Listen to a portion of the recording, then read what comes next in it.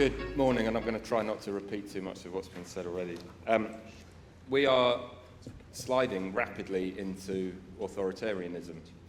We've seen this week, as been mentioned, prescription of direct action groups on Palestine. We've seen the arrests of organisers of protests, and we have seen the media dominated by criticism of rappers rather than criticism of people perpetrating genocide. Politics at Westminster is rapidly becoming completely detached from the realities of normal people up and down the country. The lack of choice in our political parties is really astounding. It's really like going to an ice cream shop and pick your flavour of austerity. And so the books are being balanced, as been mentioned, on the back of disabled people, on the back of workers, and on the back of our children. So on workers, in work poverty. Now that has become a phrase that we hear all the time, in work poverty. That is an absurdity. How is it that people who are in work are living in poverty? And that's because we have systemised abuse of workers. We have a capitalist system that does not allow workers dignity, doesn't pay them enough to live a decent life. In work poverty. And on the backs of children. When Michael Gove walked into the DFE in 2010 with David Cameron and George Osborne, they started to cut education spending.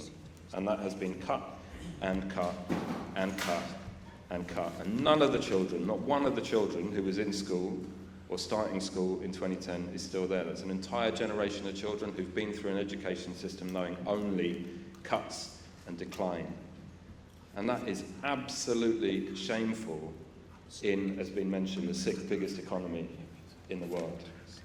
Child poverty has risen rapidly since then, and it continues to rise. For our members, 9 in every class of 30, 9 children in every class of 30 now live in poverty.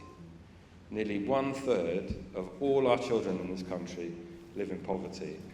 And that is absolutely shameful, while the rich get richer, and as been mentioned, the 50 richest families who now own more wealth than half the country put together.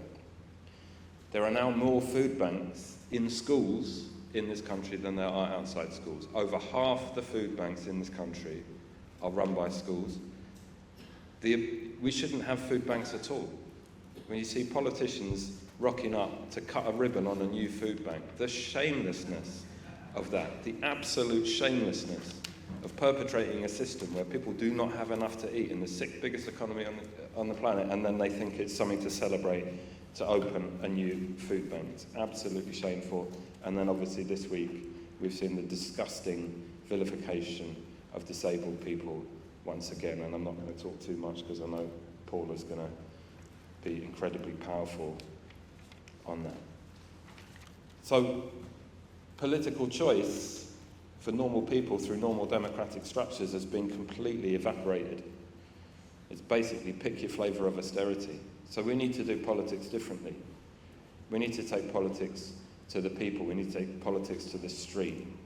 I've lost faith in the Westminster system. We need to organise, we need to put our differences behind us, unite, and get back out on the street to fight for what is right.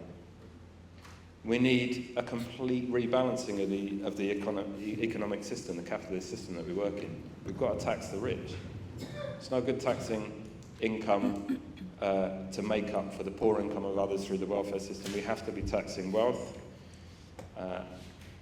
And we need to be genuinely fighting for an alternative that puts people and not profit at the heart of our system.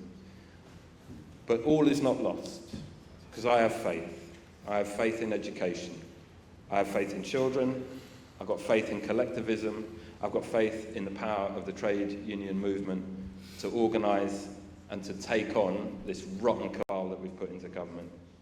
And we say, books not bombs, welfare not warfare, food not fighter jets, solidarity, let's fight for a better future for our children. Thank you.